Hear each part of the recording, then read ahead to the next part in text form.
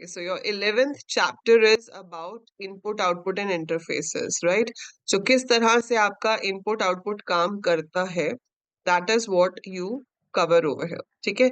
So इसमें आपके input, output devices और CPU कैसे interact करते हैं, वो major चीज है जो आप यहाँ पे पढ़ रहे होते हो. So इसमें हमारे पास एक topic है जिसका नाम है modes of transfer. That means कि आपकी RAM से आपके input, output devices के पास data कैसे transfer होगा and vice versa. तो अगर कुछ प्रिंट करना है तो वो रैम से प्रिंटर के पास कैसे जाएगा, या फिर अगर कीबोर्ड से कुछ इनपुट हो रहा है तो वो रैम में कैसे आएगा. सो उसका जो मोड ऑफ ट्रांसफर है वो क्या क्या पॉसिबल है. So binary information received from an external device is usually stored in memory for later processing. Information transferred from the central computer into an external device originates in the memory unit. The CPU merely executes the input-output instructions and may accept the data temporarily, but the ultimate source or destination is the memory unit. तो आपके पास data temporary time के लिए CPU के पास जा सकता है, CPU के किसी रजिस्टर में, बट उसकी अल्टीमेट डेस्टिनेशन हमेशा मेन मेमोरी ही होती है. तो इसमें 3 तरह के डेटा ट्रांसफर मोड्स यूज होते हैं. एक होता है प्रोग्राम्ड इनपुट आउटपुट, एक है इंटरप्ट इनिशिएटेड इनपुट आउटपुट और एक है डीएमए. ठीक है, अब ये तीनों को आपको एक एक करके डिटेल में पढ़ना है. इसमें से सबसे सिंपल वाला जो है वो प्रोग्राम्ड इनपुट आउटपुट है. प्रोग्राम्ड इनपुट आउटपुट में क्या होता है कि हमारे पास एक प्रोग्राम है, ठीक है, जो बार बार चेक करेगा कि क्या हमें इनपुट आउटपुट की जरूरत है या नहीं है. अगर होगी तो वो उसके लिए जाएगा, अगर नहीं होगी तो वो चेक करता रहेगा.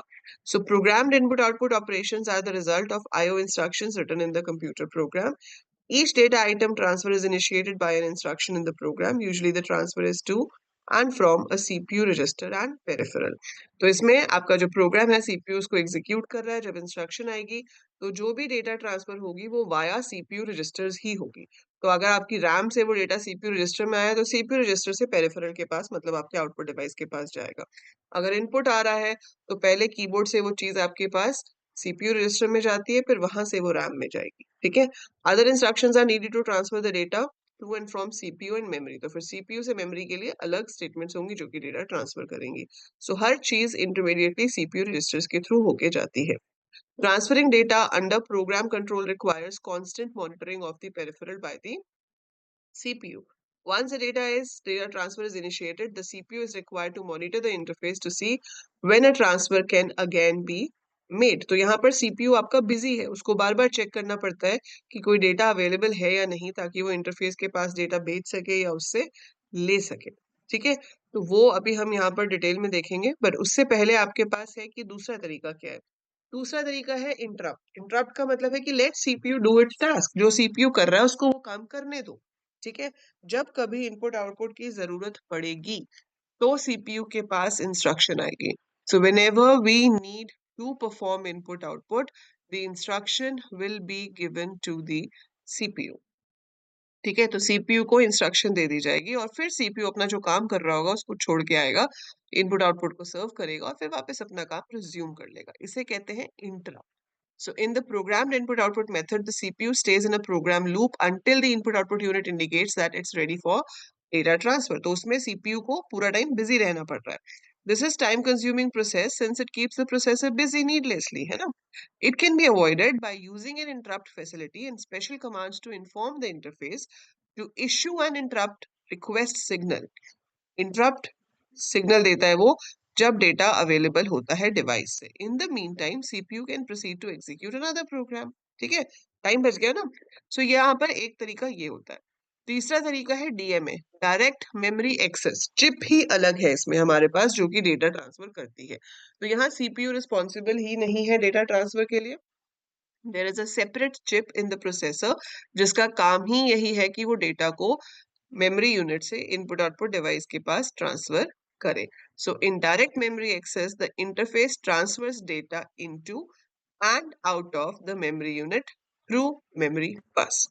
The CPU initiates the transfer by supplying the interface with the starting address and the number of words needed to be transferred, and then proceeds to execute the other task. When the transfer is made, the DMA request memory cycles through the memory bus. When the request is granted by the memory controller, the DMA transfers data directly into the memory. तो इसको मैं short में बता देती हूँ कि CPU is like, अब मैं आपको एक एग्जांपल देके बताती हूँ इनका. देखो, मेरे को क्या करना है, मैं कशिश को पढ़ा रही थी, ठीक है। अब मेरे पास एक ही टाइम है, ठीक है, एक ही दिमाग है मेरे पास, जो भी कह लो कि उस टाइम पे मुझे कशिश को पढ़ाना भी है और नोट्स भी बनाने हैं, ठीक है। अब मैंने क्या किया कि कशिश को मैंने एक टॉपिक पढ़ा दिया। अब कशिश माइट हैव सम डाउट्स, ठीक है, उसको मुझसे कुछ डाउट पूछना होगा।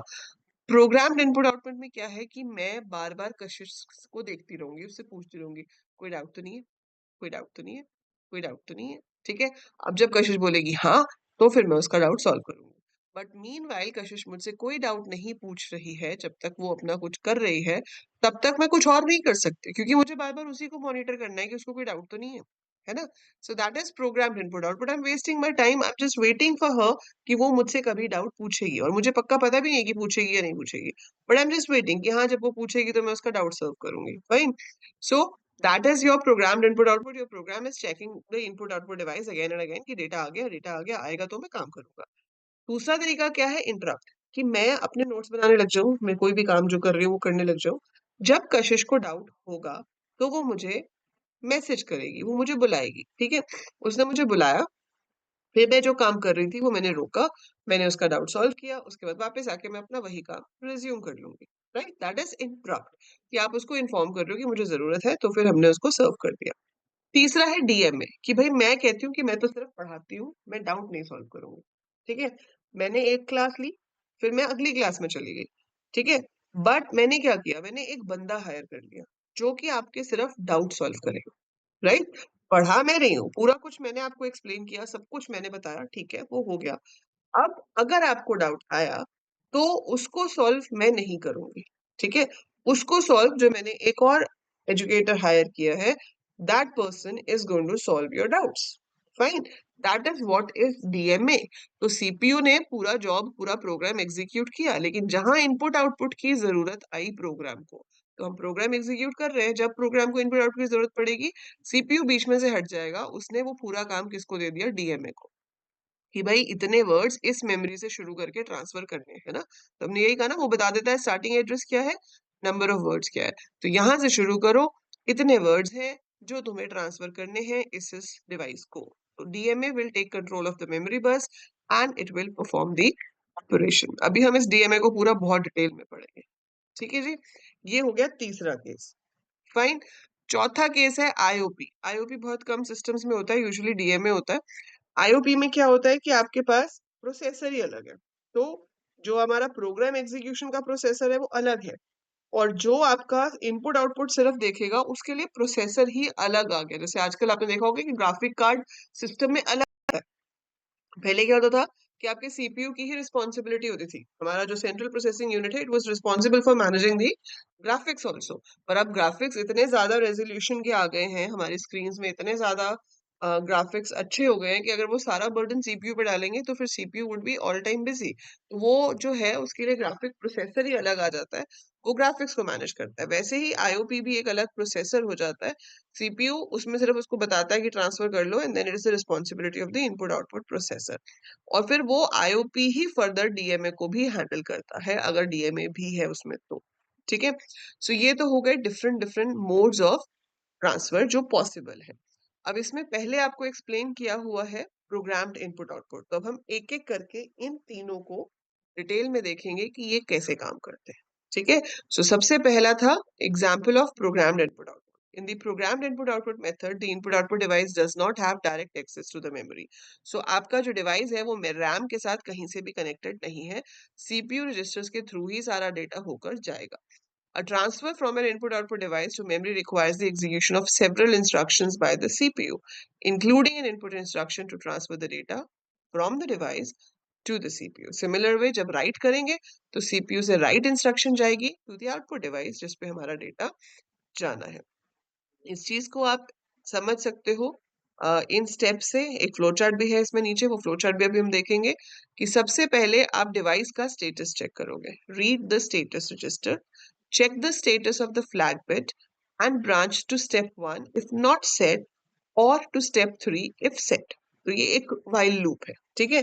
while loop है जिसमें कंडीशन क्या चेक हो रही है कि स्टेटस वाली बिट को चेक करो, अगर तो वो 1 है, मतलब अगर वो सेट है, तो रीड पर वाली लाइन पे चले जाओ, स्टेप 3 पे चले जाओ, लेकिन अगर वो सेट नहीं है अभी भी तो फिर से जाके स्टेटस रजिस्टर चेक करो। मतलब आप ये सोच रहे हो कि वो बार बार स्टेटस रजिस्टर को चेक ही करता रहेगा जब तक वो 1 नहीं हो जाता। आप यहीं अटक गए हो जब तक 1 नहीं होगा। तो जब तक स्टेटस 1 होगा नहीं, आपका सीपीयू वहीं फंसा हुआ है, वो उसी में घूमे जा रहा है, घूमे जा रहा है, घूमे जा रहा है। जब वो 1 होगा तो वो रीड द डेटा रजिस्टर पे आएगा और ये टास्क खत्म होगा, right? So we are wasting the time of the processor. So each byte is read into a CPU register and then transferred to memory within a store instruction. तो इसमें क्या होता है, ये सीपीयू है, ठीक है, ये आपका इनपुट आउटपुट डिवाइस है, ये हमारा इंटरफेस है। तो इंटरफेस क्या होता है, it is hardware and software combination which allows the input output device to interact with the CPU. तो इनपुट आउटपुट डिवाइस ने आपके पास सिग्नल भेजा है। अब यहाँ पर आपका प्रोग्राम चल रहा है, वो स्टेटस बिट को सीपीयू चेक करता रहेगा, चेक करता रहेगा। जब 1 होगी तब वो अपना इनपुट आउटपुट रीड या राइट जो भी ऑपरेशन है वो परफॉर्म कराएगा, अदरवाइज वो परफॉर्म करा ही नहीं सकता है। ठीक है, अब यहाँ पर इसमें मिसप्रिंट है। सबसे पहले जो होता है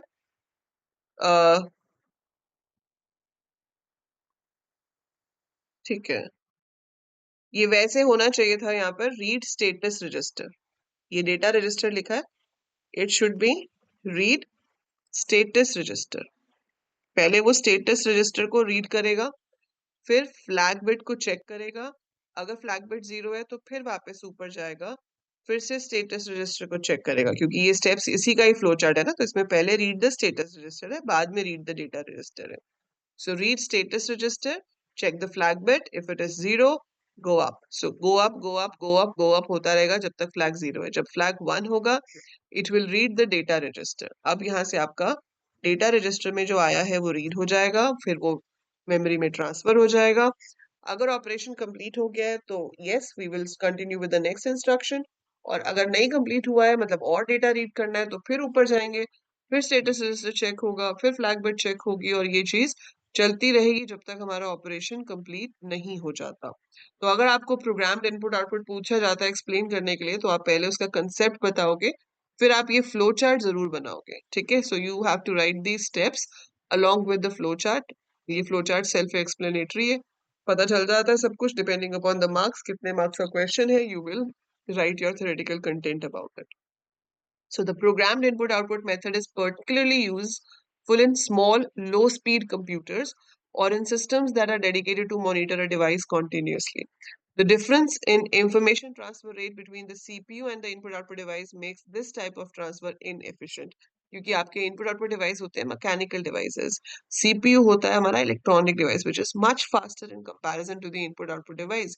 जितना टाइम लगता है, अब वो टाइम की बात जो हो रही है ना, ये बहुत मिली सेकेंड्स नैनो सेकेंड्स में हो रही है, not in human terms, right. हमारे हिसाब से टाइम नहीं है ये है कि भाई जो आपका प्रोसेसर है वो 2 नैनो सेकेंड्स में प्रोसेस कर लेता है, लेकिन जो डिवाइस है उसको 5 मिली सेकेंड्स लगते हैं, उसमें भी बहुत गैप माना जाता है। ठीक है, to see why this is inefficient, consider a typical computer that can execute the 2 instructions that read the status register and check the flag in 1 nanoseconds. Assume that the input device transfers its data at the average rate of 100 bytes per second. This is equivalent to 1 byte every 10,000 nanoseconds.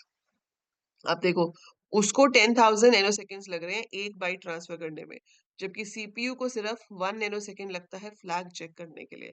मतलब CPU को 10,000 बार वो loop check करना पड़ेगा, समझ रहे हो? 10,000 बार वो उस कंडीशन को चेक करेगा कि फ्लैग सेट हुआ या नहीं हुआ, फ्लैग सेट हुआ या नहीं हुआ, तब जाकर वो ट्रू आएगी, और फिर जाकर वो वहां से डेटा रीड करेगा। So much time is wasted in this when we check it again and again again and again. तो ये चीज हम नहीं यूज करते हैं, but this was the one of the initial methods. तो आपको पता होना चाहिए कि हाँ, प्रोग्राम्ड इनपुट आउटपुट भी पॉसिबल है, बट ये प्रेफरेबल बिल्कुल भी नहीं है। ठीक है, सो मोड्स ऑफ ट्रांसफर में हमने पहला पढ़ा है which is programmed input output. ऐसे ही हम आगे के पढ़ेंगे। सो इंटरप्ट इनिशिएटेड इनपुट आउटपुट पढ़ेंगे। इसमें इंटरप्ट इनिशिएट करने के बहुत सारे तरीके होते हैं। उन तरीकों में आपके पास प्रायोरिटी वगैरह सब कैसे मैनेज होता है वो पढ़ेंगे, और फिर हम आगे जाके पढ़ेंगे कि पूरी की पूरी जो डीएमए की वर्किंग है वो कैसे काम करती है। ठीक है, so before we go to priority interrupt, आपको यहाँ पर जो बेसिक इंटरप्ट बताया हुआ है, इंटरप्ट इनिशिएटेड इनपुट आउटपुट, वो यही है कि alternative of the CPU constantly monitoring the flag is कि let the interface tell the CPU कि डेटा आ गया है, अब आप आ जाओ इनपुट या आउटपुट के लिए. While the CPU is running a program, it does not check the flag. However, when the flag is set, the computer is momentarily interrupted from proceeding with the current program and is informed of the fact that the flag has been set. Then the CPU deviates from what it was doing to take care of input or output transfer. After the transfer is completed, the computer returns to the previous program to continue what it was doing before the interrupt. ठीक है. अब ये जो interrupts हैं इसको handle करने के दो तरीके होते हैं. ये आपका सॉफ्टवेयर के थ्रू भी हैंडल हो सकता है, हार्डवेयर के थ्रू भी हैंडल हो सकते हैं. ठीक है.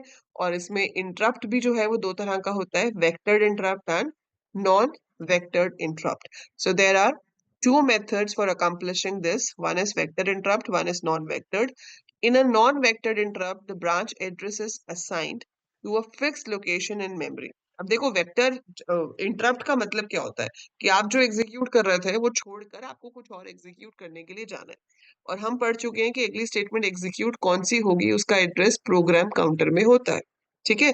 तो दैट मीन्स कि जो प्रोग्राम काउंटर में एड्रेस था अब मुझे वहां नहीं जाना, मुझे किसी और एड्रेस पे जाना है. जब वो काम खत्म हो जाएगा तो मुझे वापस लेकिन वहीं आना है जो अभी प्रोग्राम काउंटर है, क्योंकि जहां से छोड़ के जा रहे हो वापस भी तो वहीं आओगे ना, उसी जगह पर ही वापस आना है. So in a non-vectored interrupt, the branch address is assigned to a fixed location. कहाँ branch करना है आपने, उसकी location fixed है. In a vectored interrupt, the source that interrupts supplies the branch information to the computer. तो जहां से interrupt आ रहा है, अगर वो कीबोर्ड है तो उसका हो सकता है कि branch address अलग हो, प्रिंटर है तो उसमें हो सकता है अलग सब रूटीन हो.